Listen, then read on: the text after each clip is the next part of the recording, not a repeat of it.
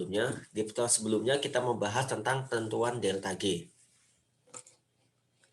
Ya, jadi delta G itu kita bisa tentukan dengan dua cara, yaitu pertama adalah dengan menggunakan persamaan yang sudah kita pelajari, yaitu delta G sama dengan delta H min T delta S. Ya, ini harus ada standarnya, ada bulatnya semua. Cuma agak susah ngetik di Microsoft PowerPoint. Ya, atau kita gunakan cara kedua, delta G sama dengan delta G produk dikurangi delta G reaktan. Jadi ini kapan kita menggunakan cara satu sama cara dua tergantung data yang dikasih. Ya, oke, misalkan kita dikasih data ini. Ini adalah data delta H dan S ya.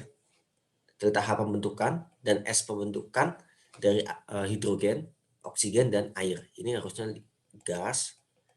Ini gas. Oh ya, di termodinamika wujud harus selalu ditulis ya. Jadi karena beda wujud itu nilai tetapan termodinamikanya berbeda. Delta H-nya bisa beda, delta S-nya bisa beda. Kita udah bahas kemarin air liquid ya sama es itu memiliki entropi yang berbeda. Ya kan ya? Menurut teman-teman mana lebih besar entropinya? Air apa es? Air. Air.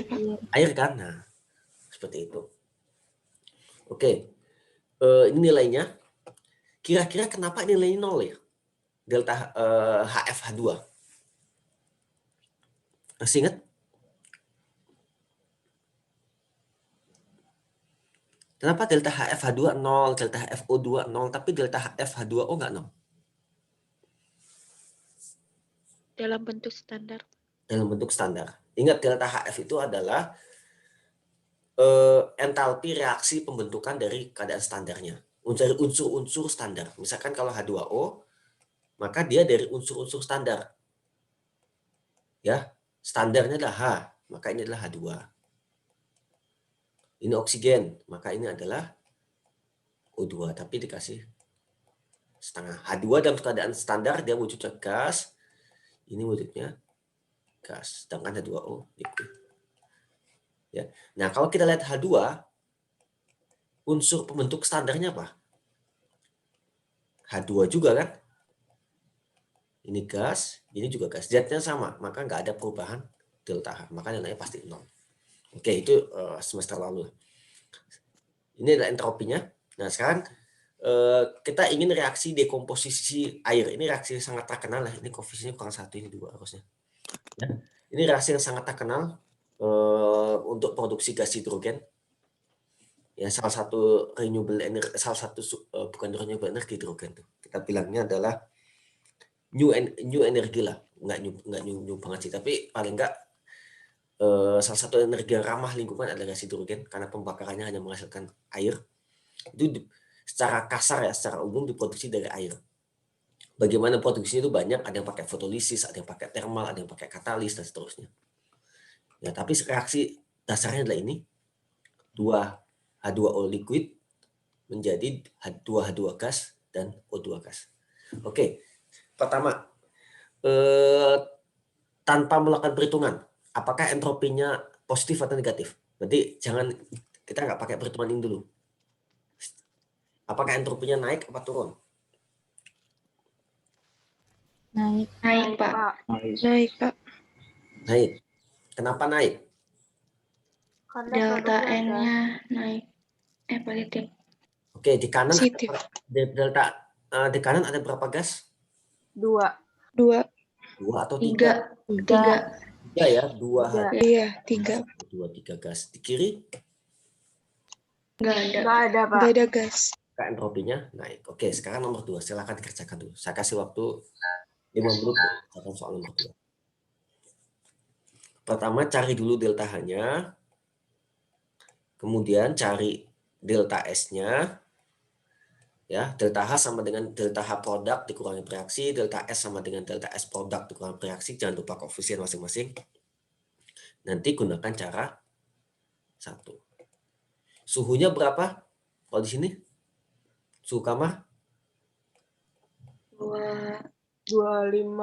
25 derajat 25 derajat. dan 298. Kelvin ya.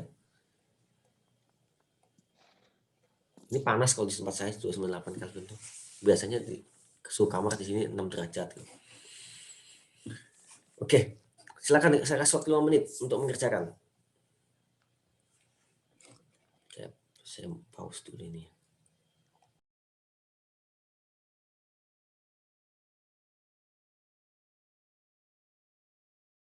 Udah dapat delta G-nya berapa?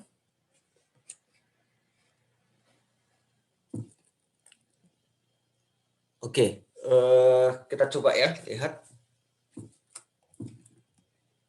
Pertama kan delta H sama dengan delta G sama dengan delta H min delta S kan ya. Berarti kita harus cari delta H-nya berapa dan delta S-nya berapa. Nah, delta H-nya adalah delta H.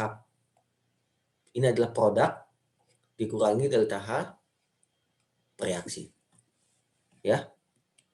Produknya berarti 0 ditambah 0 dikurangi 286. Dapatnya adalah dikurangi min 286. Dapatnya adalah plus 286. Sama delta S sama dengan delta S produk dikurangi delta S reaksi. Teman-teman tinggal masukkan aja angkanya. Dapatnya adalah plus 352. Oke, kemudian kita masukkan delta H sama min delta S plus 286.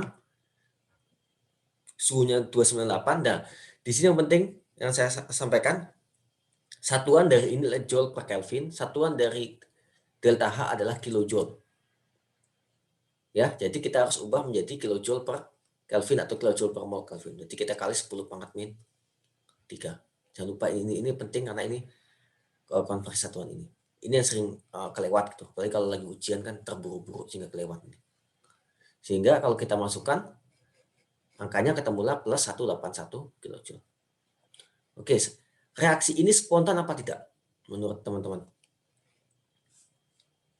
Tidak. Tidak ya, delta G-nya positif. Kira-kira spontan pada suhu tinggi atau spontan pada suhu rendah? Reaksi ini. Dekomposisi air.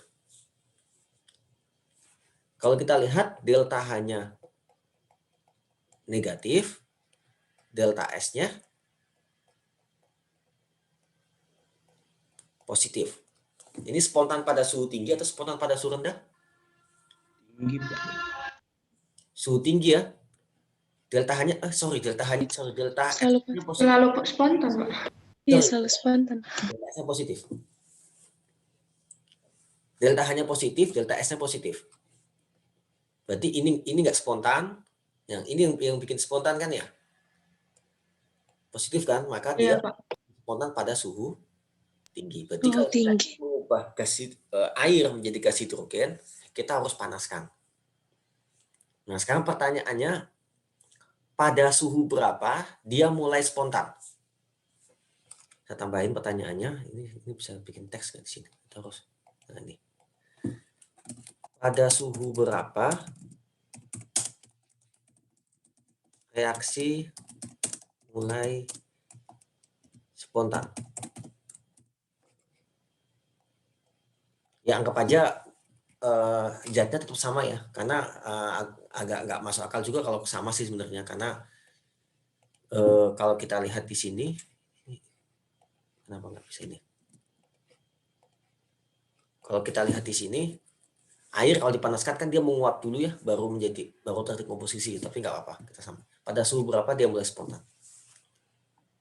Berarti delta G-nya akan sama dengan berapa kalau dia mulai spontan, tepat mulai spontan? 0. Sama dengan 0. Maka ini akan sama dengan delta H min T delta S. Nah, ini kan suhunya nggak suhu kamar ya.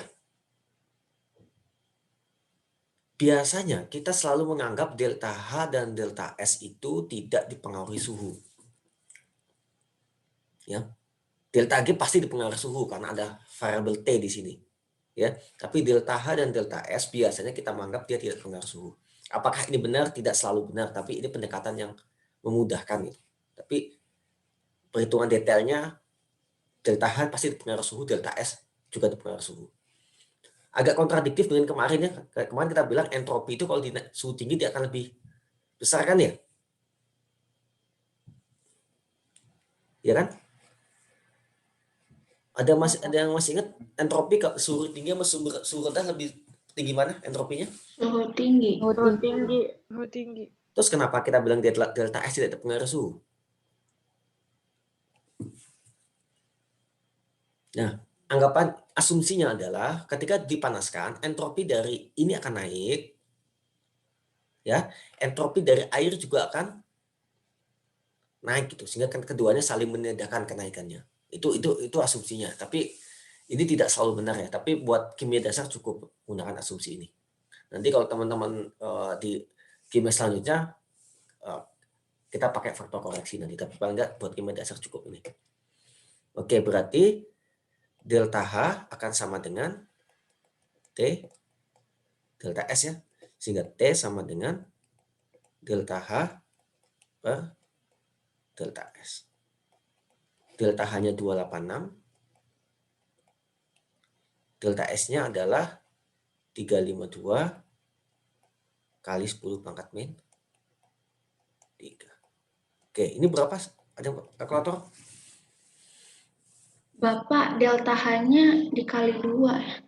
Itu 286 kali 2. I see. Iya. Dikali 2 ya? Iya, Pak. Jadi Iya, Pak, 572. beda. 572. Oke, bagus. Jadi kalau yang bawah bener nggak? Yang bawah Ini 2 dikali 2? saya itu Saya negatif. 32. Iya, Mungkin negatif. delta H negatif. Nggak yang ini. Delta S. Oh, itu 325 kali 10 pangkat min 3. 325 atau 352? 325. Iya, saya 325. Yang Iya, lain? Pak, saya juga 325. 325. Oke, berarti ini kita ganti ya. Maaf, 572.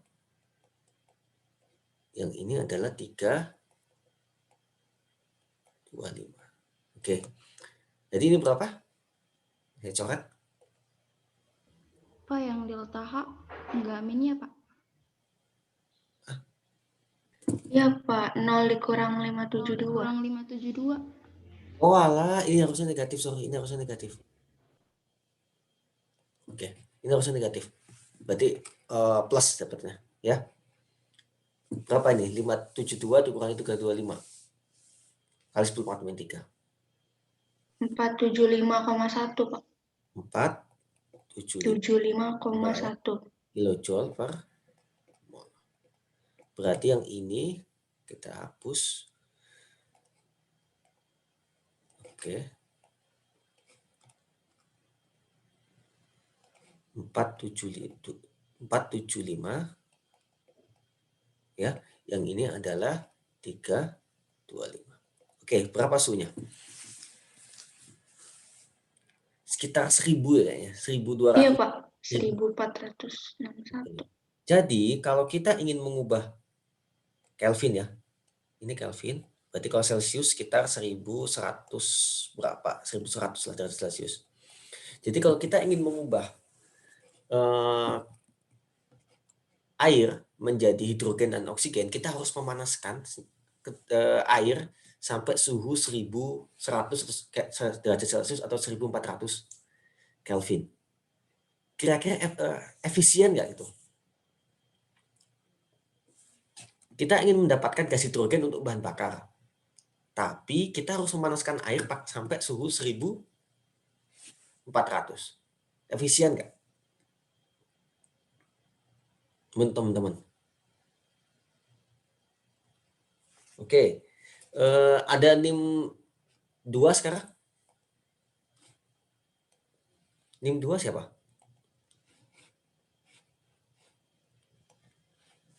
Halo? Pak. NIM 2 siapa?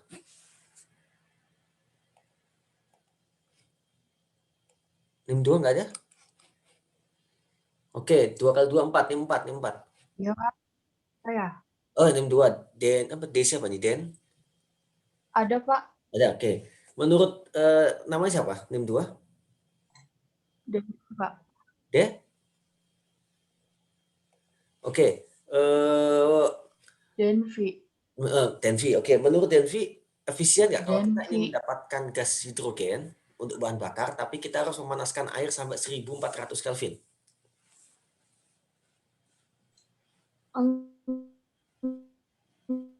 Oke, putus-putus suaranya kayaknya. Enggak, Pak. Nggak efisien kan? Terlalu lama. Bukan hanya terlalu lama. Ya. Termodinamika itu nggak bicara lama atau cepat ya. Tapi dia terlalu membuang Enggak. energi kan.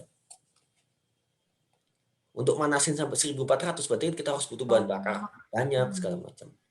Makanya nanti di sini muncullah teknologi katalis. Gimana agar suhunya nggak terlalu tinggi. Misalkan suhu 500 derajat aja. Bahkan beberapa katalis pakai foto katalis. Sehingga bisa pada suhu kamar reaksinya. Cukup menggunakan cahaya matahari misalkan. Itu lagi berkembang sekarang. Ya, oke. Nanti kalau teman-teman yang tertarik dengan kimia anorganik mungkin bisa belajar ini lebih lanjut. Oke. Itu review pertemuan kemarin. Sekarang kita lanjutkan. Ada pertanyaan di sini?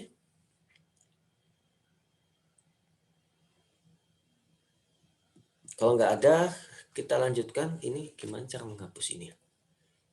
Clear all my drawing. Oke. Oke, kita lanjutkan dengan yang kedua, yaitu delta G-nya adalah menggunakan delta G produk dikurangi delta G bereaksi. Ini jika diketahui nilai delta G produk masing-masing dan nilai delta G reaksi masing-masing. Ya itu berarti metode 1 sama metode 2 itu benar-benar tergantung data apa yang dikasih. Misalkan reaksi yang kemarin, kita dikasih tahu delta G-nya nih. Kalau di sebelumnya kita diketahui delta HF masing-masing zat dan entropi masing-masing zat. Tapi di soal ini kita dikasih tahu delta G dari masing-masing zat. Maka lebih mudah, cukup delta G produk dikurangi reaksi. Delta G produknya, ini produknya, 2 delta G AL, ya kan ya? 3 delta G H2, ya kan? Kemudian 1 delta G Al2O3 dan 3 delta G H2 gas. Sama kayak entropi, kalau dia unsur standar nilainya 0. Ya, ini nilainya 0 kalau dia unsur standar. Oke, tinggal kita masukkan aja nilainya. Berarti kalau di sini 2 kali 0 ditambah 3 kali min 228 kan ya, dikurangi Al2O3. Berarti min 1500 ini ditambah 3 kali 0. Dapatlah 890. Seperti itu. Ya, nilai ini sama dengan nilai sebelumnya. Kalau kita lihat nilai sebelumnya, di sini mana ya? Kalau kita lihat nilai sebelumnya, ada yang kelewat nih.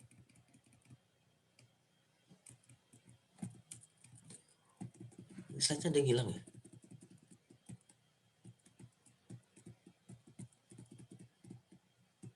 Oke, saya lupa mau save slide sebelumnya kayaknya. Oh ini, kalau kita lihat nilai sebelumnya, min plus 944 ya. Sorry, bukan. Delta G-nya adalah 890,8. Kalau yang di sini, kalau kita barusan hitung adalah 890,6. Oke, tujuannya kita anggap sama lah. Oke, sampai sini ada pertanyaan terkait ini? Jadi kuncinya adalah produk dikurangi reaksi. Ada pertanyaan? Belum, Pak. Oke, kalau nggak ada, sekarang coba kerjakan ini.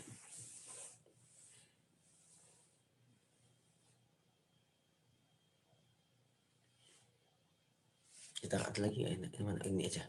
Oke, kerjakan ini.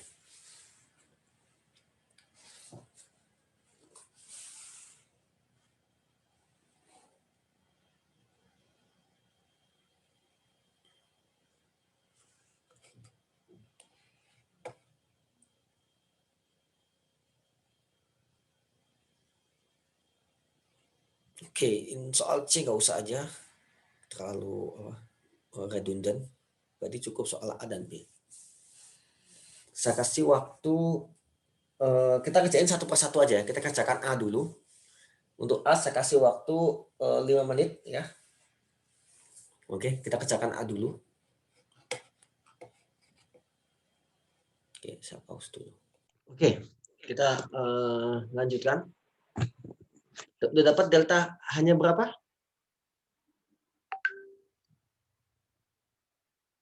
Oke, pada ini ya, saya panggil nama aja.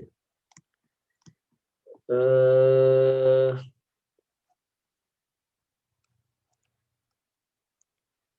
2, 4. Oke, NIM 8. 8 itu Nailah Zakira.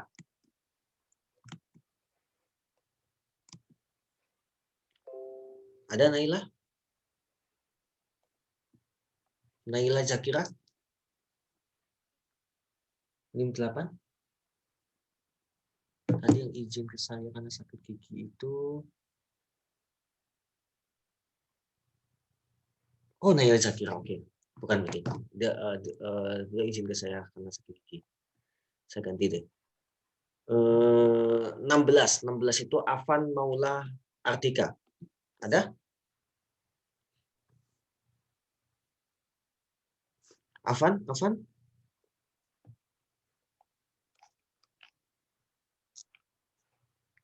Afan? Oke. Ada Afan? Ya Pak. Udah dapat delta hanya berapa? Udah Pak. Sebentar Pak. Berapa nilainya? Minus 230,6 Pak. 230,6. Oke, teman-teman yang lain udah dapat? Sama angkanya? Sama, Pak. Sama Bapak. Bagi yang masih bingung, tinggal produk dikurangi reaksi. Berarti 1 kali 126, ya kan ya? Dikurangi dalam kurung 2 kali 52 ditambah sama 1 kali 0. Dapatnya adalah 230. Oke. Sekarang yang B. Yang B udah hitung atau ada yang masih belum selesai? No B.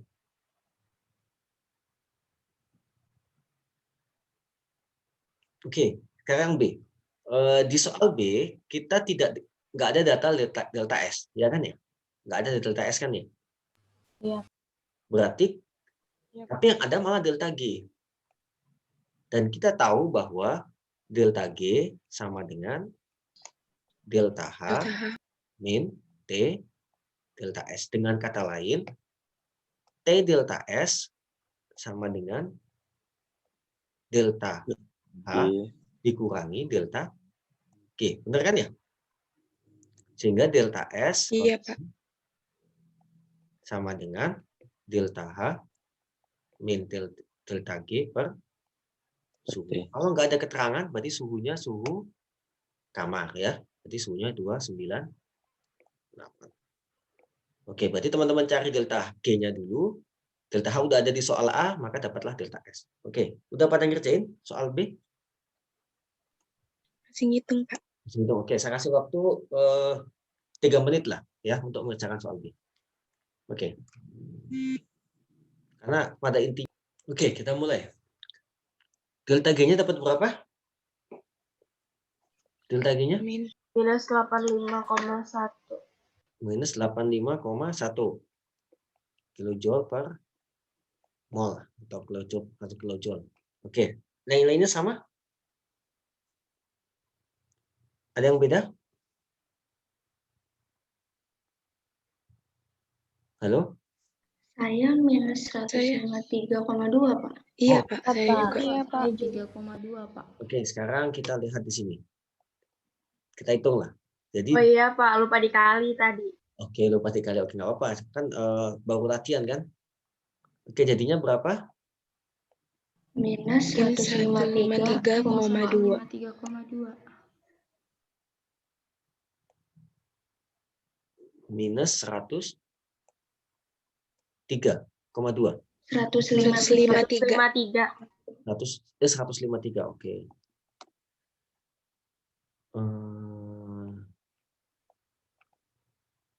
Ini kalau di papan tulis tuh tinggal langsung hapus aja ya. Oke, 153, oke, 153 lah. Oke, berarti delta S-nya akan sama dengan delta H minus 230 kan ya? Dikurangi minus 153 dibagi dengan suhu 298. Berapa dapatnya ini? Minus 259,7 Joule. Oke, kita pertama aja minus 2597. 0,2597. 2592 25. 260 lah ya. 260. Iya, Pak. 260 kilojoule karena satuannya kan kilojoule ya per Kelvin. Biasanya delta S itu selalu dalam satuan joule kan ya. Maka kita ubah menjadi minus 260 joule per Kelvin. Ingat satuan di sini. Ya. Oke. Sampai sini ada pertanyaan?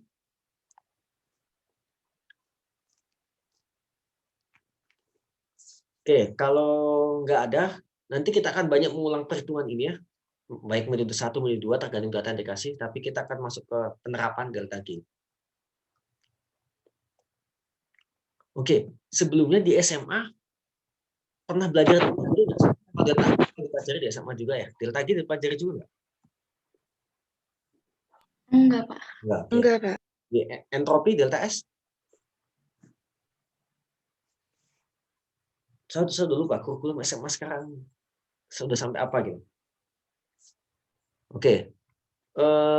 Nah, berarti sekarang kita masuk ke makna dari delta G. Ya. Jadi delta G itu adalah kalau kita bisa bilang adalah energi maksimum yang bisa dikeluarkan oleh sistem atau energi maksimum yang dibutuhkan, kerja maksimum yang dibutuhkan sistem. Jadi maksudnya gini, delta G kan delta H kan kita bisa bilang sama dengan kalor yang dilepas atau kalor yang diterima kan ya, kalau kita udah bahas kemarin. Jadi kalau kita ngebakar plastik misalnya atau ngebakar sampah gitu, berapa panas yang dikeluarkan itu adalah delta H. Ya kan, itu makna fisiknya. Jadi di kimia itu selain kita bisa ngitung, kita tahu konsep, kita harus tahu juga makna physical meaning-nya gitu. Berarti besaran ini maknanya apa? Nah, kalau delta H maknanya adalah kalor. Kalau delta S maknanya adalah keacakan. Nah, nanti penjelasan delta S itu akan lebih kompleks lagi ya. Tapi kita nggak akan bahas. Nah sekarang apa makna dari delta G secara fisik? Ya. Nah, delta G itu adalah energi maksimum yang bisa dikeluarkan oleh sistem atau yang dibutuhkan oleh sistem. Oke. Silahkan Kak. Ya. Jadi kalau misalkan kalau kita punya mesin pembakaran, misalkan mesin mobil gitu ya. Mesin mobil misalkan dia mengeluarkan kalor 100 kJ, menghasilkan atau 1000 kJ. Tidak semua 1000 kJ panas yang dihasilkan ini itu bisa menjadi energi yang lain atau energi gerak misalnya. Tidak semuanya akan dikonversi menjadi energi gerak. Pasti ada yang lepas kan ya? Misalkan dia lepas sebagai panas. Ya kan? Lepas sebagai suara kebisingan dan seterusnya. Nah, energi maksimum yang bisa dimanfaatkan dari sistem itu adalah kita bisa bilang adalah kerja maksimum yang bisa kita manfaatkan dari suatu sistem itu adalah delta G. Oke, sampai sini kebayang? Atau masih abstrak? Masih bingung, Pak. Oke. Iya, Pak. Bingung, Pak. Lain. Saya kembalikan ini kita anggap sistem pembakaran ya. Ini ada teman mesin juga di sini. Ketika teman-teman ingin menjalankan suatu mesin ya, atau ini aja baterai, oke baterai. Kita punya baterai. Apa yang kita manfaatkan dari baterai? Energinya. Energi apa yang kita ingin dapatkan dari baterai? Itu energi listrik. Listrik. Ya kan? Energi listrik ini dihasilkan dari apa? Energi kimia di dalamnya kan ya? Iya, Pak. Oke. Kalau kita mengaca pada hukum pertama dinamika, kalau energi kimia yang dipakai 100 kJ, berapa energi listrik yang dihasilkan seharusnya?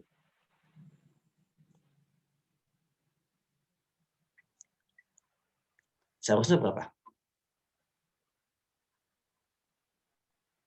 100. 100 juga kan ya?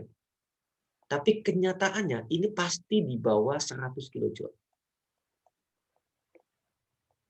Seefisien apapun sistem kita nggak pernah bisa mengkonversi 100 ke 100. Seefisien apapun. Meskipun efisiensinya nanti, jadi kita nggak pernah, ini bahasa kasarnya, kita nggak pernah bisa mencapai efisiensi alat 100%. Sehebat apapun alat kita. Kenapa? Karena nanti pasti ada energi yang hilang sebagai entropi. Keacakan. Jadi ada hilang sebagai entropi, ada energi hilang sebagai panas. Meskipun panas itu udah hilang ya, tetap aja entropi sistem entropi alam semesta akan naik. Ya kan, berarti ada entropi yang hilang. Atau dia berubah jadi entropi. Nah, energi maksimum yang bisa diperoleh ketika sistem kita udah sangat-sangat efisien atau 100% udah batas maksimum efisiensi dia, itulah namanya delta G. Masih bingung? Jadi efisiensi tertinggi yang bisa diperoleh ketika mesin kita atau sistem kita mencapai efisiensi paling tinggi yang bisa dia capai, maka energi maksimum yang bisa dihasilkan itu adalah delta G. Kalau di baterai itu mungkin sekitar 80-an%. Ya, yang bisa dipakai. Berarti ada 20% yang hilang. Kalau di sel bahan bakar, di mobil, kalau nggak salah efisiensi sekitar 40-an%. Berarti ada 60% dari energi yang dihasilkan oleh bensin itu hilang. Hilang itu bisa jadi panas segala macam. Saya nggak tahu batas maksimum dia berapa, tapi dia nggak akan pernah bisa mencapai suatu angka tertentu. Dulu waktu di fisika belajar siklus Carnot nggak? Atau kapan dipelajarin itu ya, siklus Carnot ya? Di SMA dipelajari kan ya? Halo? Iya, Pak. Ya, nah itu. Nanti kalau coba, intinya kita nggak pernah bisa mengkonversi energi itu 100%. Ya, selalu ada hilang. Gitu. Ini hubungannya sama situ. Misalkan gini, atau bahasa contoh yang lain, ini satu studi. Contoh yang lain. Ini makna fisik ya. Ini nggak akan keluar di ujian makna fisik, tapi buat teman-teman desain engineering ini menurut saya penting buat teman-teman untuk tahu sebenarnya besaran apa yang teman-teman sedang kerjakan gitu. Karena percuma kalau kita bisa ngitung tapi kita nggak tahu sebenarnya itu makhluk apa gitu. Gampang gini, teman-teman punya ruangan, kita pakai AC. Oke, kita ingin mendinginkan ruangan. Apa yang teman-teman lakukan? Sebenarnya apa? Nyalain AC kan ya. Sebenarnya apa yang AC lakukan? Dia akan memindahkan panas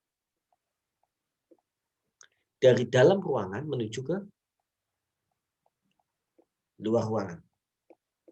Makanya kalau teman-teman lihat, ruangan di sebelah kompresor itu biasanya panas, hangat. Benar nggak? AC kan ada dua ya, ada yang bagian dalam, ada bagian luar kan ya. Yang kompresor kan di luar ya. Suhu di sekitar kompresor itu. Iya Pak, iya Pak. Ya kan? Kalau misalkan teman-teman panas yang mau teman-teman keluarkan itu sebesar 100 kJ, maka energi yang teman-teman butuhkan untuk memindahkan itu pasti lebih besar dari 100 kJ. Energi yang teman-teman butuhkan, daya AC-nya akan lebih besar dari 100 kJ. Kenapa? Karena nggak semua energi yang teman-teman masukkan itu akan diubah menjadi digunakan untuk memindahkan panas. Ada sebagian yang hilang. Nah, efisiensi tertinggi yang bisa dicapai, energinya kerja maksimumnya kita sebut sebagai delta G. Berarti kalau di sini kasusnya dia membutuhkan ya. Dia membutuhkan berarti delta G. Dan delta G-nya akan positif. Tapi di kasus yang lain sama. Jadi dia mengeluarkan energi kayak tadi bahan bakar, maka delta G-nya negatif. Tapi dia maksimum. Ya. Tidak mungkin dia bisa mencapai efisiensi atau bahasa lain, efisiensi suatu sistem buatan manusia itu nggak akan pernah mencapai 100%. Ya. Nah, energi maksimumnya itu adalah delta G. Oke. Kebayang? Kebayang, Pak. Sayang, Pak.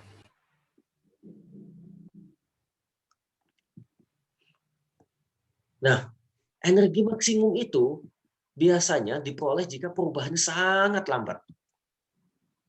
Nah, ini yang nyebelin.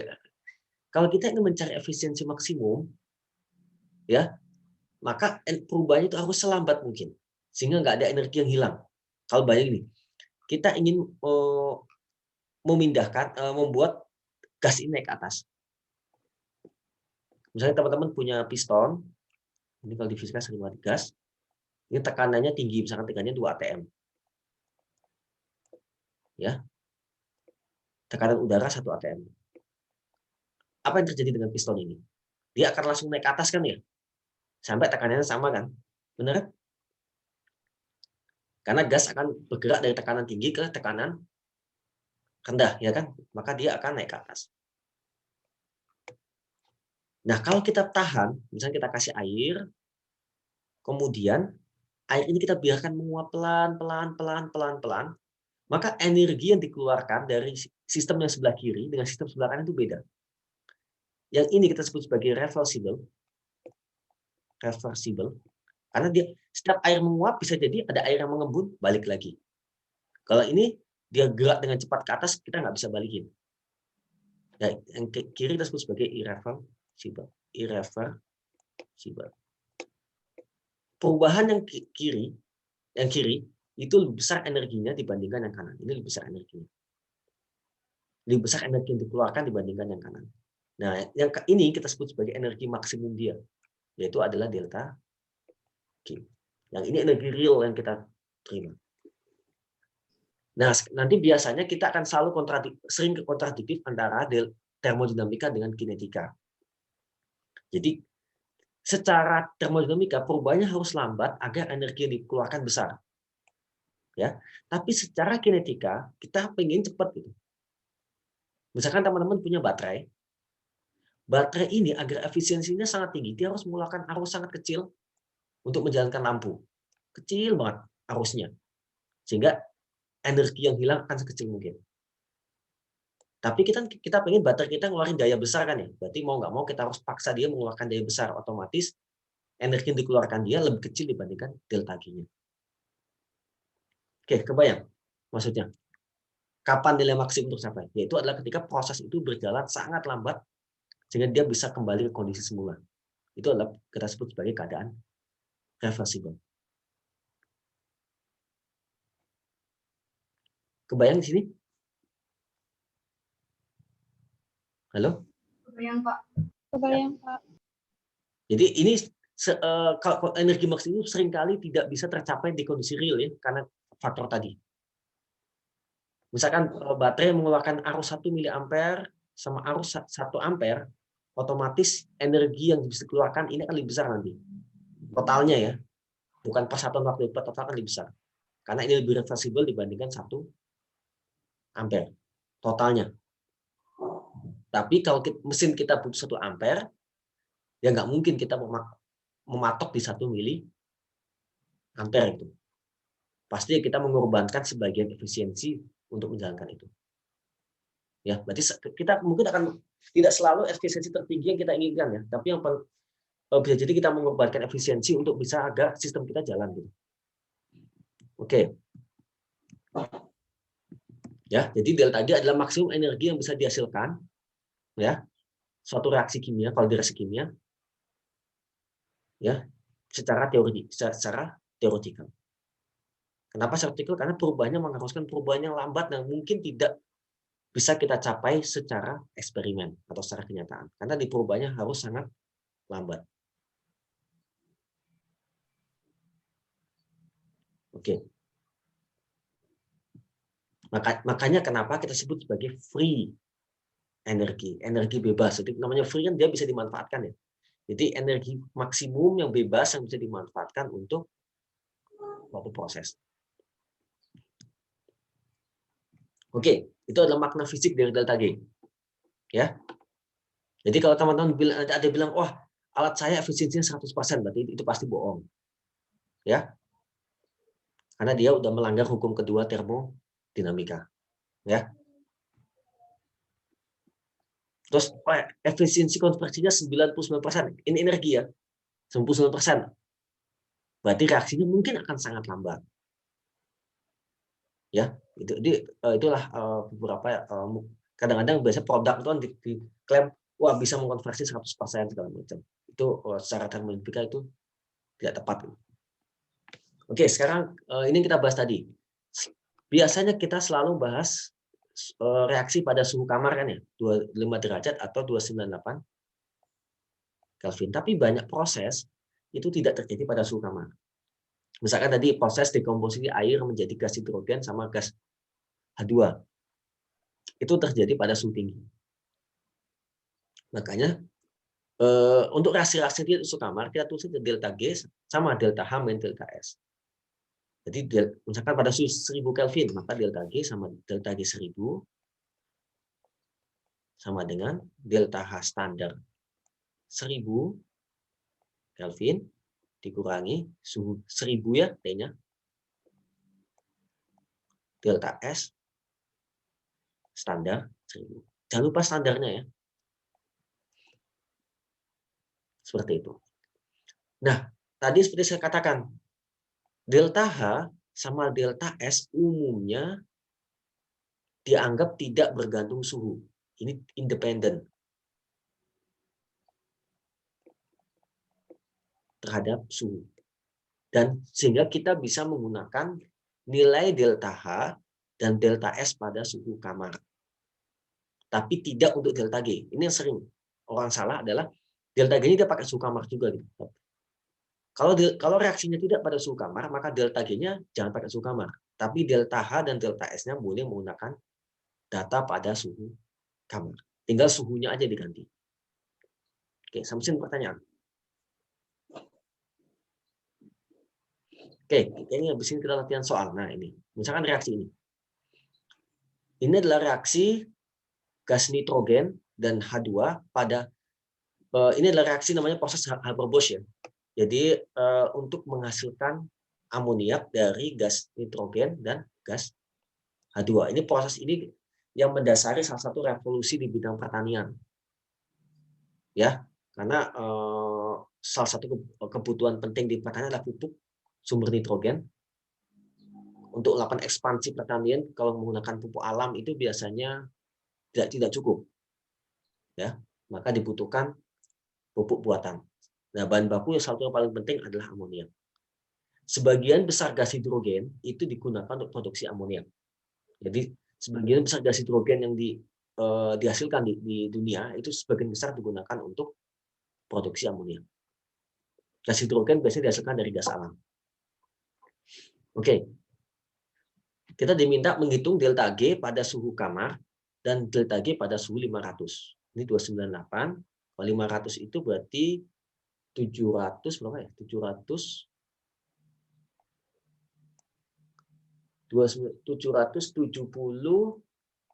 ya? Iya, Pak. Kelvin. Oke. Jangan lupa diubah Kelvin ya. Caranya sama. Oke, ini datanya. Oke, saya kasih kita kerjain bertahap ya. Coba kerjakan dulu delta H dan delta S-nya. Teman-teman hitung delta H dan delta S. Kan delta H dan delta S dianggap tidak berubah suhunya ya, terhadap suhu ya. Saya kasih waktu 5 menit, teman-teman kerjakan delta H dan delta S. Coba. Saya kasih waktu 5 menit. Oke, saya pause dulu. Delta H-nya berapa? Minus 92,38. 92,38 ya. 2 kali delta H NH3 berarti 2 kali min 46 dikurangi 0 dan 0 kan ya.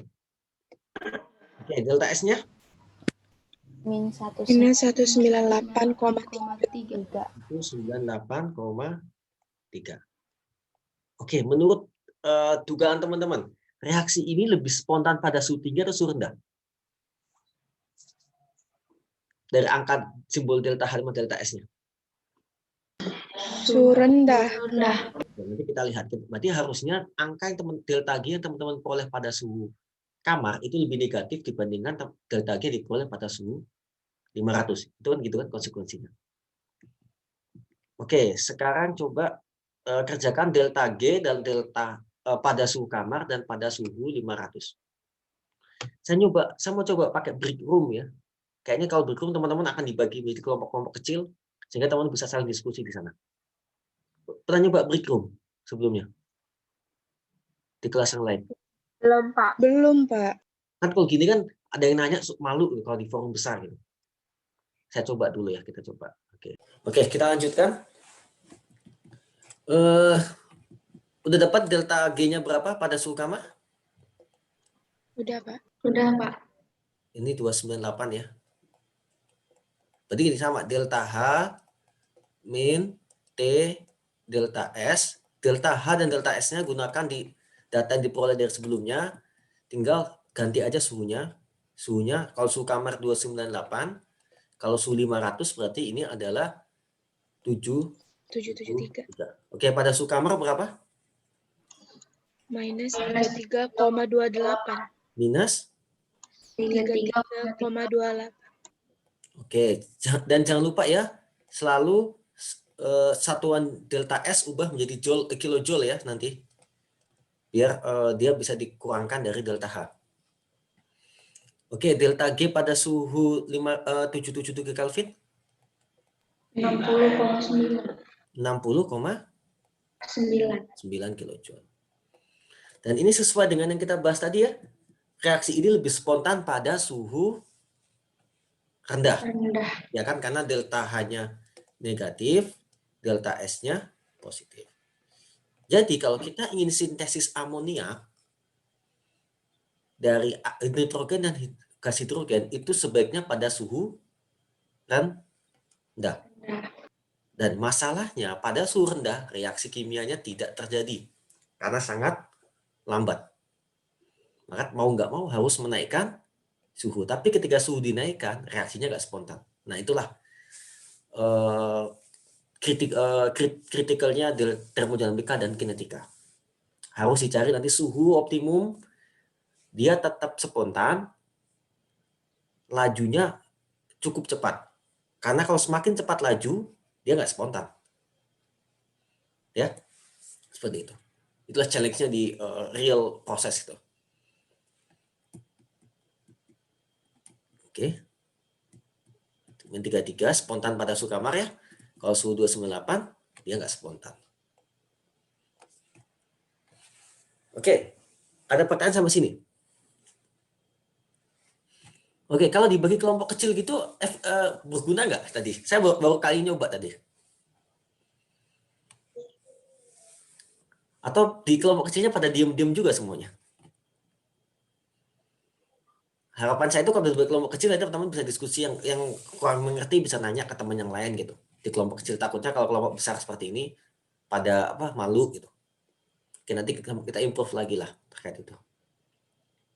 Tapi dari situ saya bisa tahu siapa yang kira-kira sedang tidak aktif Zoom-nya pada saat itu. Karena kelihatannya nggak join, berarti kan dia tidak melihat Zoom pada saat itu. Oke. Ini udah kita bahas tadi. Dia spontan pada suhu rendah, nggak spontan pada suhu tinggi. Dan make sense ya dengan jawaban kita. Oke, kita masih ada waktu sekitar 16 menit. Kita masuk ke delta G. Nah sekarang ada dua, ada namanya delta G 0 dan ada namanya delta G saja. Ini kita sebut sebagai standar. Yang ini berarti tidak standar. Ini siapa nih? Oke. Bentar.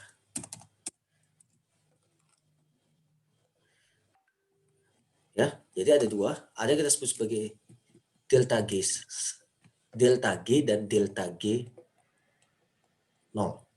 Yang kita bahas dari tadi adalah delta G 0, keadaan standar. Standar ini maksudnya apa? Pertama suhu 298. Dan ini nggak mutlak ya, tadi kita bahas delta G bisa juga pada standar pada suhu yang lain, tapi umumnya pada suhu kamar. Yang kedua, dia kalau gas, tekanannya 1 atm. 1 atmosfer. Kalau dia aqueous, larutan, dia 1 molar. Ini namanya keadaan standar. Nah, kalau delta G saja itu adalah dia tidak standar. Tidak standar berarti kondisinya bebas. Suhunya berapapun, tekanannya gas berapapun, kalau larutan konsentrasinya berapapun. Oke, sampai sini ada pertanyaan. Bedanya apa? Nah, mana yang lebih sering terjadi? Kondisi standar atau bukan standar di kehidupan nyata? Tidak standar. Tidak standar. Ya, yang sering terjadi adalah kondisi nggak standar. Maka kita perlu tahu delta G pada kondisi yang tidak standar. Nah, dan hubungannya antara delta G standar dengan delta G yang tidak standar.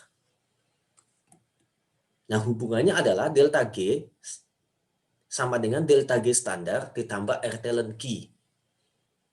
Saya nggak akan membahas ini dari mana ya, persamaan ini. Ya, sementara teman-teman terima aja dulu. Nanti di kimia lebih lanjut akan dibahas di grup energetika. Ya. Jadi delta G sama dengan delta G standar ditambah R Talent Key. Ini persamaan sangat penting karena ini menghubungkan data ada textbook, ini ada textbook ya, yang ada di tabel biasanya kan ya, standar dengan kondisi real teman-teman.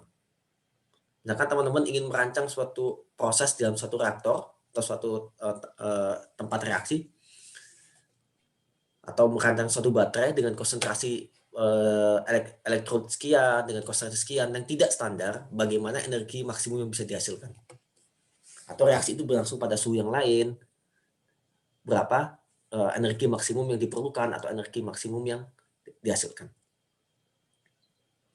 Ya, itu adalah kondisi tidak standar. Berarti mulai dari sekarang kita harus selalu menulis bulat ini untuk standar tanpa menggunakan bulat untuk yang nggak standar. Berarti jangan sampai kelewat tanda bulat ini. Ya. R plus R Talent Key. R itu berapa nilainya? 0,082. Oke, ada yang bilang 0,08. Ini satuannya apa? Ini satuannya adalah liter atm per mol Kelvin. Sedangkan delta G itu kilojoule. Jadi jangan gunakan ini. Gunakan R sama dengan 8,314 joule per mol Kelvin. Dan sekali lagi, karena ini kilojoule, maka nanti R-nya harus diubah menjadi kilojoule dengan dikali 10⁻³ sama ke delta S. Satuan dari R itu persis sama dengan satuan dari delta S. Ya. Ya, jadi cara mengubahnya juga sama. Jadi jangan lupa diubah. Suhu sama Kelvin. Q itu, masih ingat di kesetimbangan Q itu apa? Ini pelajaran SMA berarti ya? Q. Kalor.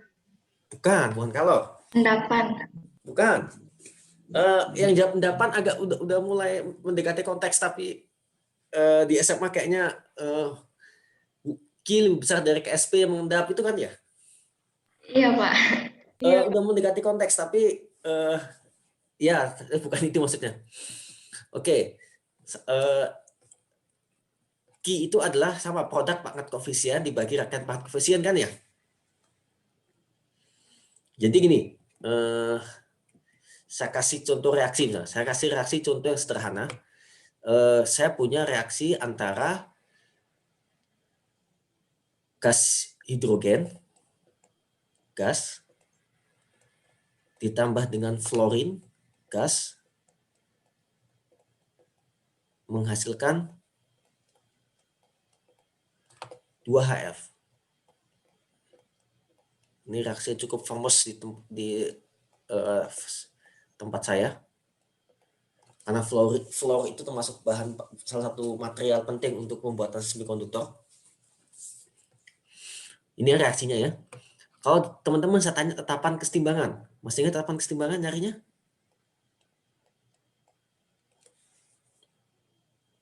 KC. Oh, ada yang bilang KC, ada ini saya nanya K. Bukan KP, bukan KC. Oke, kalau gas kita pakai tekanan biasanya. Tekanan HF kuadrat, oke, atau konsentrasi lah kalau nanti biar nggak pusing. Oke, dibagi tekanan H2, ya, dibagi tekanan F2. Oke, ini saya tulis KP ya, biar teman nggak pusing lah. Oke, kebayang sampai sini? Produk pangkat koefisien dibagi reaksi pangkat koefisien, ya kan ya? Masih ingat?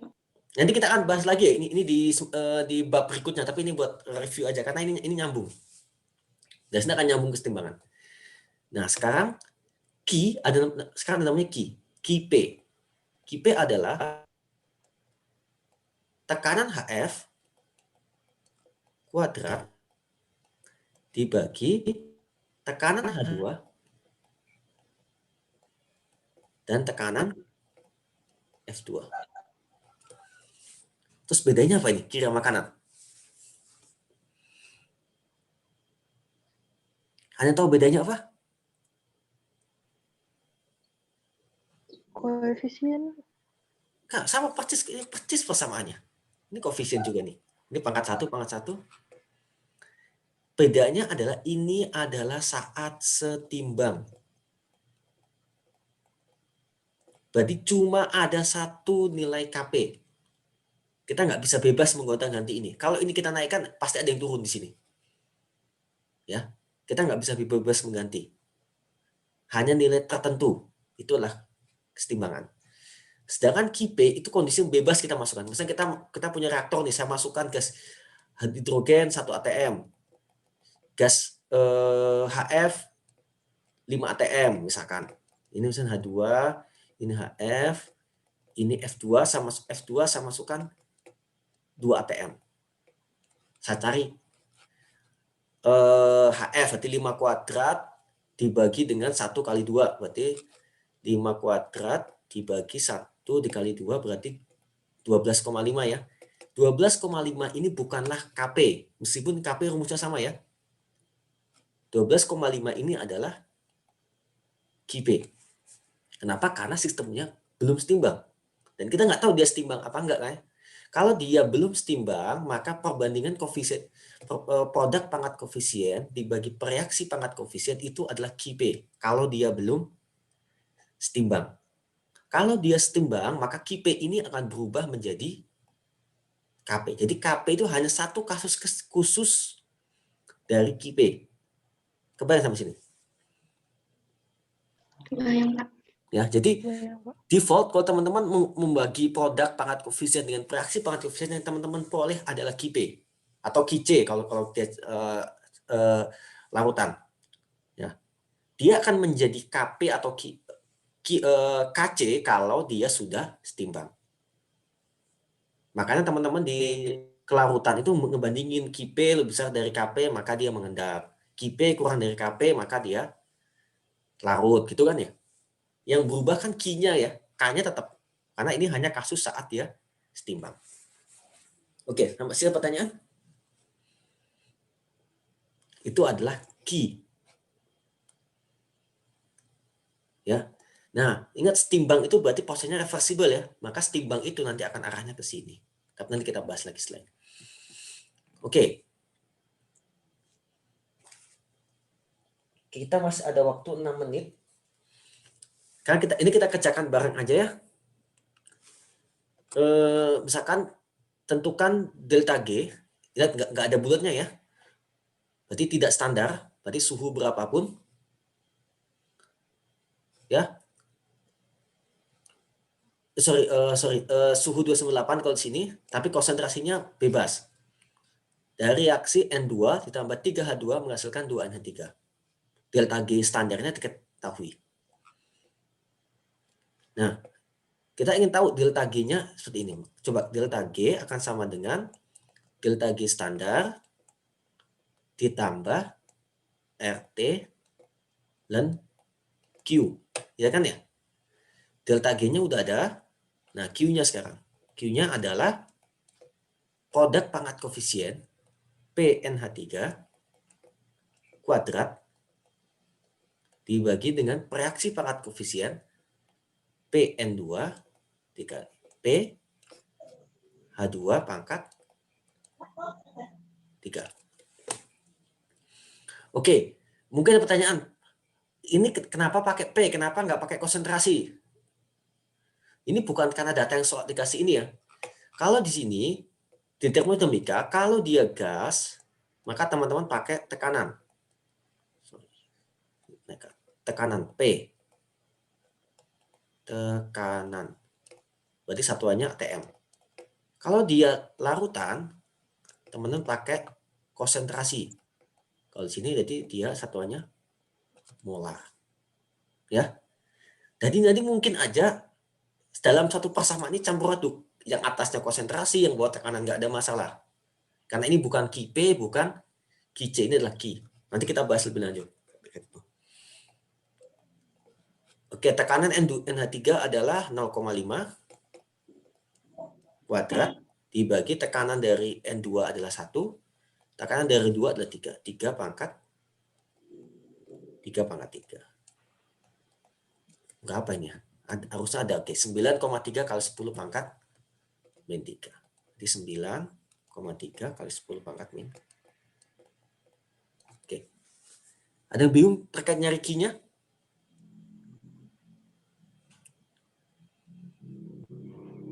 Oke. Nanti gunanya apa sih delta G? Kita bahas setelah ini. Setelah kita dapat Q, kemudian kita masukkan ke persamaan delta G sama dengan delta G standar ditambah RT dan Q. Ini adalah minus 33 yang kita peroleh di soal. R-nya 8,314. Ingat, karena ini joule, ini kilojoule, maka kita kali dengan 10 pangkat min 3. Suhunya suhu kamar. Ln dari Q. Ya, Q-nya kita peroleh sebelumnya. Dapatnya adalah min 44.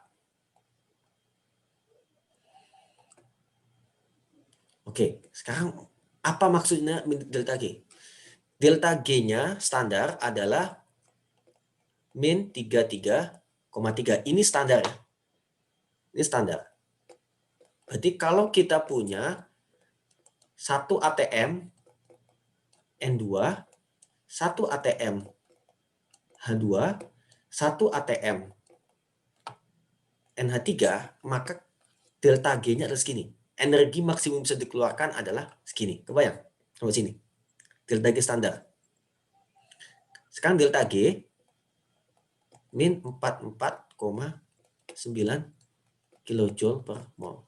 Ini kondisi jika kondisi awal kita punya 1 ATM N2, 3 ATM H2, dan 0,5 ATM NH3. Oke, sampai sini dia bingung bedanya apa delta G standar sama delta G?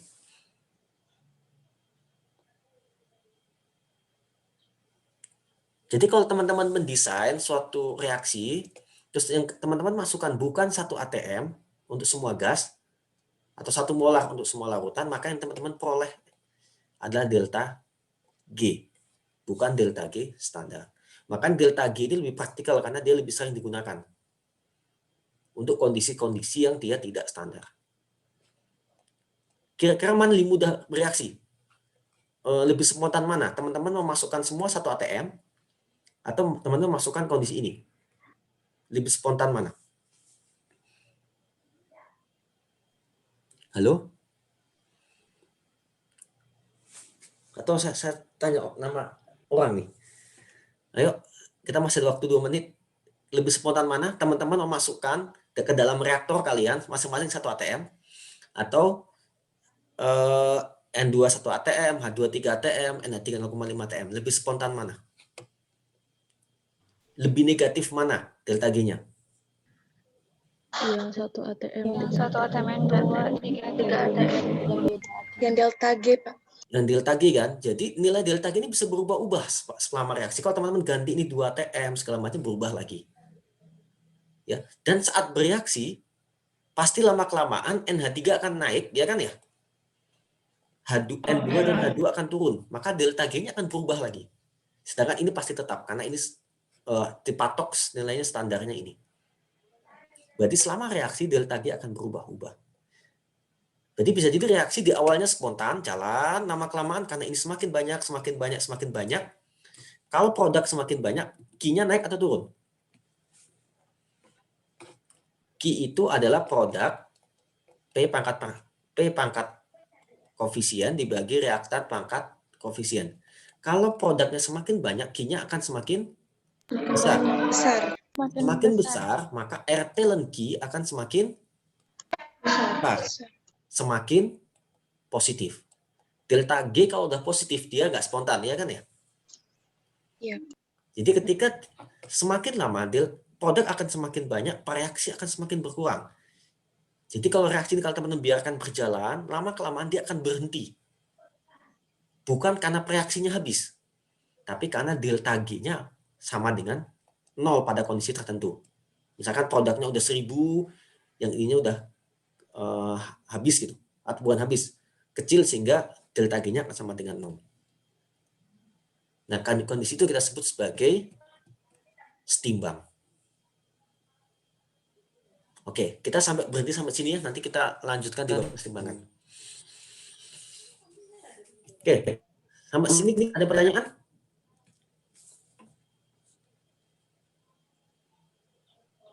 Nanti mungkin kita akan ulang sedikit terkait ini di pertemuan selanjutnya. Ya, jadi ini mengkaitkan antara termodinamika dengan kesetimbangan. Kesetimbangan teman-teman udah pelajari di SMA secara konsepnya. Nah, nanti gimana mengkaitkan itu dengan termodinamika. Oke, ada pertanyaan? Ini jam 10.42, sebenarnya waktu saya udah habis.